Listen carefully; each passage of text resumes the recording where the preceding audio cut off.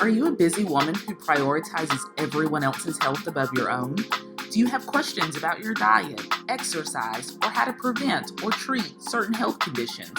Are you always Googling health questions that you forget to ask or are embarrassed to ask your primary care physician? Girl, do you even have a primary care physician? Well, welcome to Headed to Healthier. I'm Dr. Brittany Anderson, a board-certified family medicine physician, and every day in my private practice, I have discussions with women just like you who are doing their best to juggle the demands of life while also desiring to become healthier. Inside this podcast, you'll find practical and actionable health tips that you can incorporate into your daily life. You'll get expert advice and insight from some of my awesome healthcare colleagues, and you'll hear relatable conversations with incredible women just like you who have made their health a priority and are thriving because of it. So throw on your sneakers and get some steps in while you listen. Or if you're driving, get those hands at 10 and 2 and let's dig in. We are headed to healthier. Hey ladies, welcome back to today's episode of Headed to Healthier. I'm so excited to be joined by Dr. Amanda Adkins. We are going to talk all about chronic disease today. There's a lot of information that's out there about diseases like high blood pressure and diabetes and high cholesterol, and we're just going to get into it. Dr. Adkins, welcome to the show. If you wouldn't mind just introducing yourself to us a little bit so we can learn about you before we start chatting. Yeah, so thank you so much for having me first off. So I am Dr. Amanda Adkins. I'm a board certified lifestyle medicine and internal medicine physician. I have been practicing for 15 years, which when I say that out loud, I'm just like, oh my gosh. And I actually just started with lifestyle medicine 4 years ago. But it's been a lifelong journey for myself because I was an obese teenager who actually started changing my lifestyle, and over the past 3 decades have been implementing these lifestyle things into my own life to then go ahead and help my patients actually make the same changes. And I tell people lifestyle medicine is still a relatively new specialty. Even though I've been doing it for my entire life, I'm like, I was born for this. I love that. And I love that you have your own lived experiences, which I think makes us better doctors, right? When we can really talk to patients from our own lived experiences and say, I totally understand where you are. I was there once. This is how I made the change. And so I think that's huge. Would you mind for listeners and to help me out a little bit to explain to us what you meant by saying that lifestyle medicine is fairly new, but kind of a little of what we feel like we've been doing or maybe wish we had time to do in our practices otherwise as internal medicine docs, as family medicine docs across the board? Yeah, so when I say lifestyle medicine is new, it's new as a specialty, like a board recognized specialty. So I believe 2014 was the first board exam where people can actually say that they were board certified in lifestyle medicine. But if you look back, I always joke with people. I was like, lifestyle medicine goes back to the Bible days. So if you think about everything that we do, it's just like actually was given a name and told, what to do.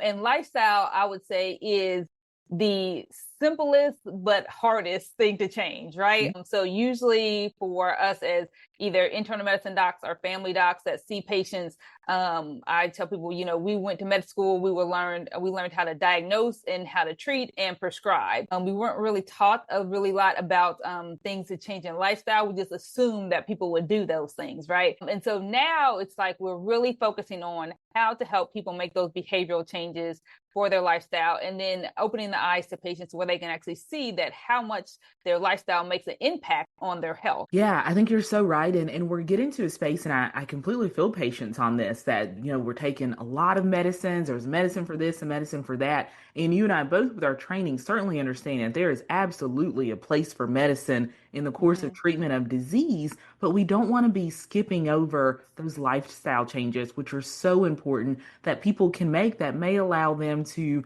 either not have to take such a high dose of a medicine or not take a particular type of medicine, or even sometimes maybe to not have to take a certain medicine at all, simply based on being able to make those lifestyle changes that are so important. And in someone who has multiple chronic diseases and is dealing with multiple chronic diseases, that medicine list can get a little bit long, right? You and I both. Oh my, yes. Especially internal medicine. Sometimes I just feel so bad when I'm like, why do you take this medicine? Why do you take this medicine? And they're like, I'm taking this medicine for a side effect of this medicine. And I'm like, oh my gosh, we can't do this. Yeah, it absolutely, you're right. It absolutely happens. Sometimes patients will, literally bring their medicines in like a grocery bag. And I'm like, Yes. it's something.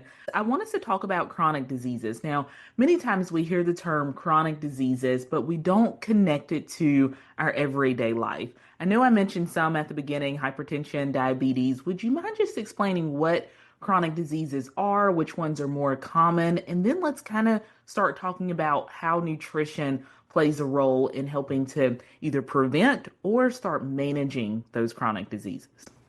Yes. So chronic disease, I tell people something going on in your body that's been going on for usually decades. It's not like, the flu where you have it for like a week or so. It's something that's been building up over decades. And like you said, it's like high blood pressure, diabetes, heart disease, lung disease, kidney disease, a certain type of cancers. Like all these things just don't pop up. It's like your body has been trying to fight for a long time to keep those things at bay, but then it just like comes out. And I always chuckle when people tell me like, I was healthy up until 40, then all of a sudden this Yeah, happens. And I'm I've like, been guilty of saying that, Dr. Adkins. I've been guilty of saying that. And I know when it comes out of my mouth that it's not true. yes. So I was like, well, unfortunately, it wasn't all of a sudden. It was like your body was just like, man, I can't do this anymore. I need some other help. I need some outside help. So I always say, like, we look at it that way. And to actually then try to get people to understand that it didn't happen overnight. So there's going to be some things that's going to need to be done that is not going to necessarily reverse it overnight either. And to Right. give yourself grace as you move along. So if we start there, then most of the time people are open to say, okay, what do I need to do now to make these changes so I do not have to either start a medication or I can, decrease this medication list. Or something of the nature, or not have to have a procedure or something. So that's usually what I like for people first to know, that it's not all of a sudden with chronic disease. It's been building up over time. And most of the time it's like things that we've done since childhood. And that's why I always start with my story of being an obese teenager, because I was eating like a lot of processed meats. And I got to give a shout out to my dad, who was a meat delivery truck driver at the time. And we were eating a lot of bacon and hot dogs and sausage and ham. So all those things contribute to chronic disease, and we don't even know it when we're younger at the time, because our body is so resilient that it can kind of like take it. But after a while, all those hits kind of take its course on us. So just know that you can have chronic illness. It can start when you're young, and then you can also start to make those changes as you get older even, and then try to start to reverse those that damage that you did when you were younger.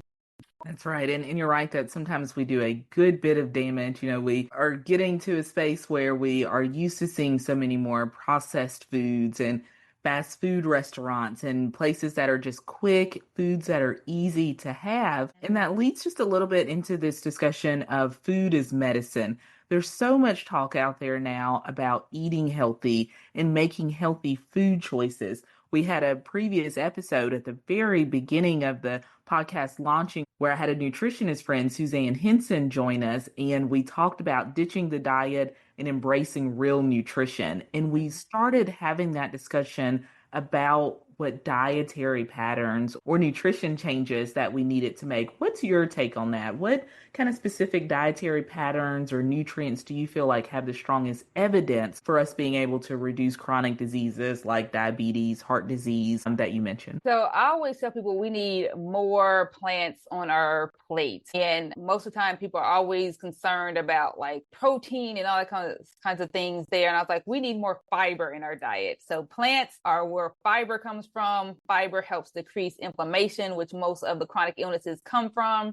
And if we can decrease the inflammation in our body, that can help reverse some of these illnesses. So we need lots more plants. So I am a vegan. I would say eating more plants. People are like, of course you're going to say that. But if you look at most of the dietary patterns that we talk about, whether it's like the DASH diet, the Mediterranean diet, any of those really emphasize eating more plants. So even if you have, some fish here or, some meat here, then that's, still okay overall. But if you actually eat more plants, you're actually going to help reverse and even slow down some of these chronic illnesses that are going on in your body. So I don't now I try not to get too wrapped up in naming the diet, but just adding in more foods that you should be eating to help with reversing in your actual chronic illnesses. Does that make sense It to what I'm absolutely, saying there? yeah, it absolutely makes sense. And you don't have to be vegan, you don't have to be vegetarian, you just need to make better choices, right? And I'm Mm-hmm. saying that mostly to myself. I just wrote down more plants on my plate.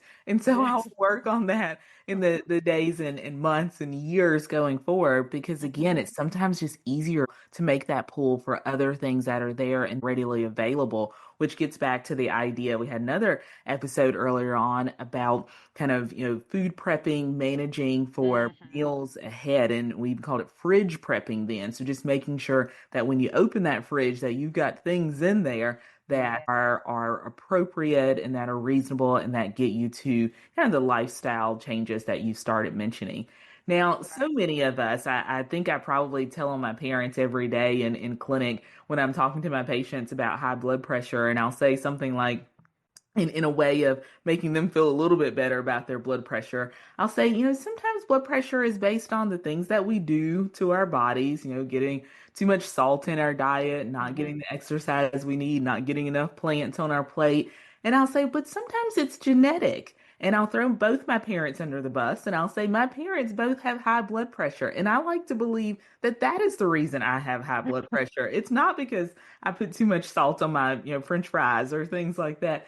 And there is certainly this space that we deal with lifestyle versus genetics when we're talking about chronic diseases. Now, we have to be careful with that, and I make sure that even as I deliver it to my patients, I'm careful because I don't want them to just go and say, oh, my blood pressure is just because of genetics, because there are so many lifestyle factors that are there. There are certainly things that are going to happen because we are more susceptible to them because of genetics, but they don't have to happen. And so, Right. again, it gets back to those lifestyle changes. So, how much of a difference do you feel like nutrition and lifestyle changes can make for us to kind of shift the planned trajectory a little bit on us having Yeah. chronic diseases just because of our genetic history? Yeah, I'm glad you mentioned that because I love like when I really know my patients to, joke with them, make them smile and stuff like that because it is so important that we know that we pick the right parents to actually give us the right genes, first of all. So you got to go back in time to do that. But I usually trick with them and say, I used to talk with my sister and say, it's not because it runs in your family, it's because no one runs in your family. So well, for me, I would look at it initially how like family reunions, holidays, and certain traditions that we had around birthday parties and things like that. And I'm like, this is why we have heart disease, diabetes, high blood pressure in our family, because I can look at our lifestyle and know that it's contributing.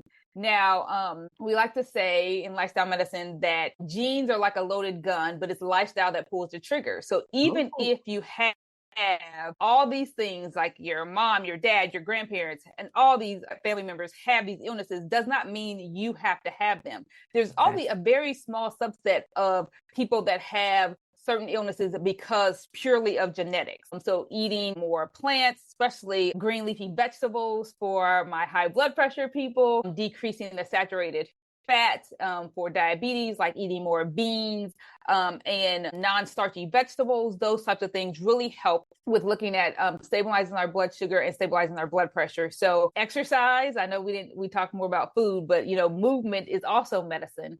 And there's different things in lifestyle that actually can help with all different aspects of the chronic illnesses. So it's 6 different pillars, but nutrition is like, if you can get that down, I tell people you are like 80% of the way there with reversing your chronic disease, because most of the time, especially in the US, we are not eating real food. We're eating a lot of processed food. We're eating foods that are yeah. high in fat, high in sugar, and high in salt.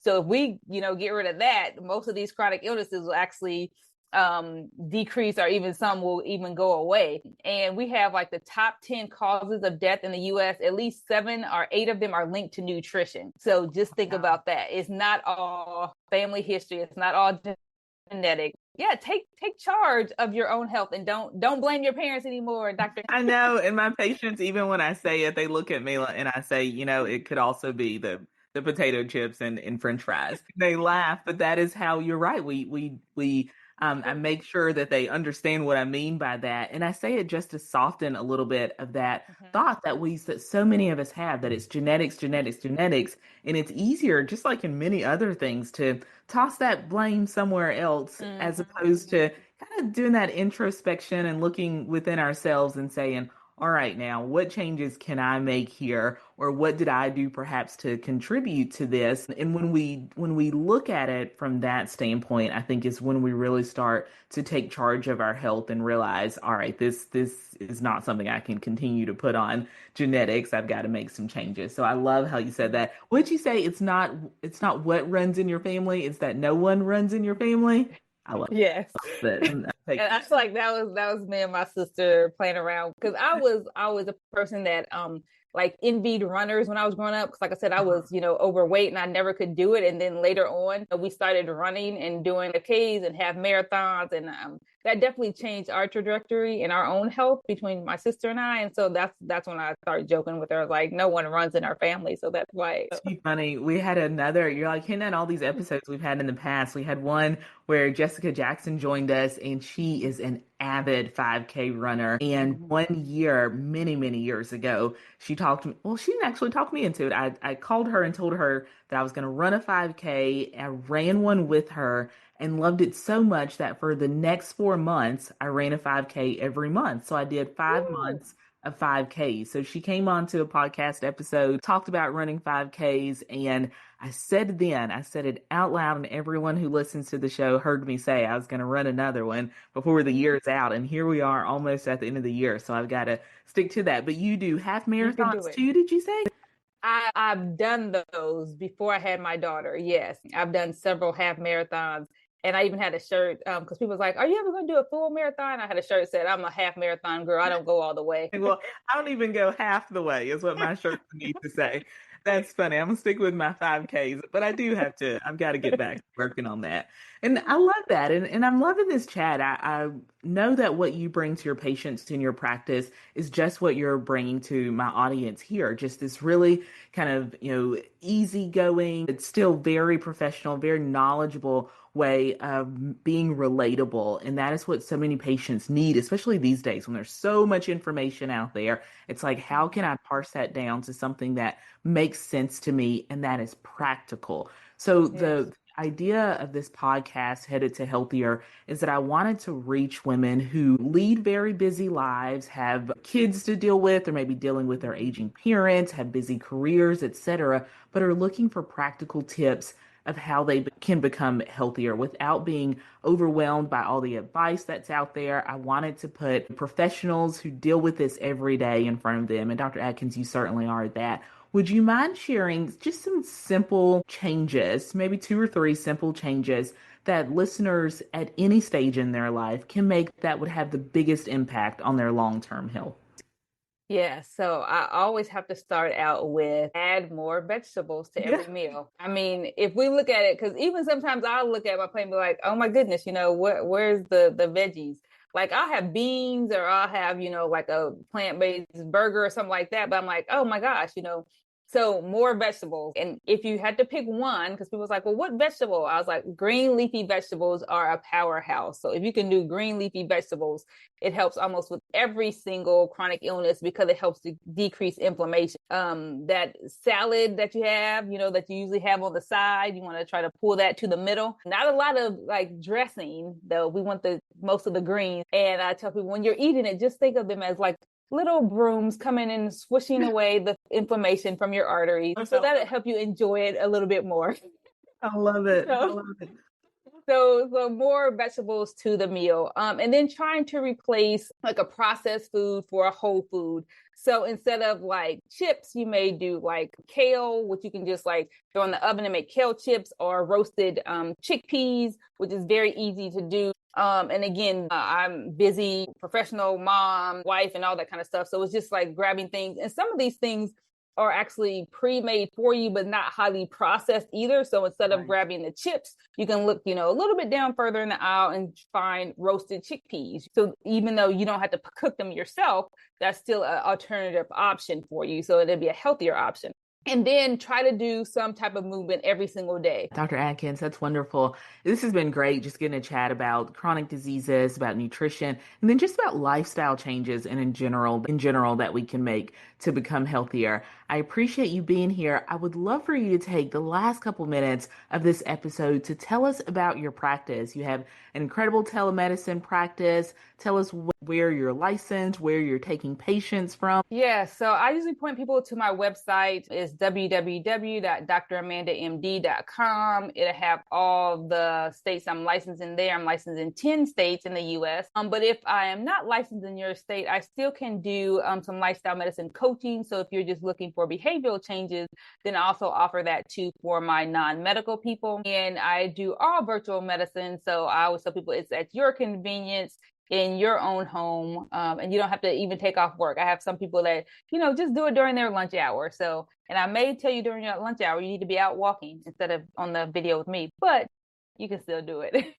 Also on Facebook and Instagram and on YouTube at Dr. Amanda Adkins. And I always like to spell my last name, and it's Adkins, because I was like, I am the total opposite of the other type of Atkins diet that you may hear out there. Right. So it's a different last name spelling, so that makes it easier. That's wonderful. Well, certainly look forward to hearing more from you. If you're okay with it, I will plug all of that into the show notes for the episode. Ladies, if you're driving your car right now, or if you're out walking or out for a run and don't have a place to jot those down, don't worry. All the links to where we can find Dr. Adkins with a D, not a T, where we can find Dr. Adkins after this episode will be there. I'm going to give you final word. Any final word that you'd like to leave with the listeners today?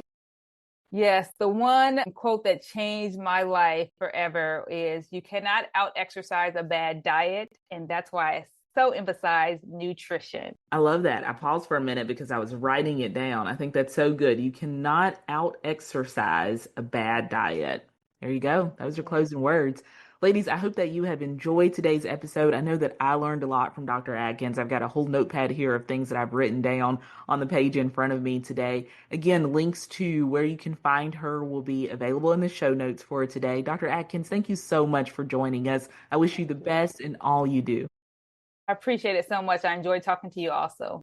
Thank you.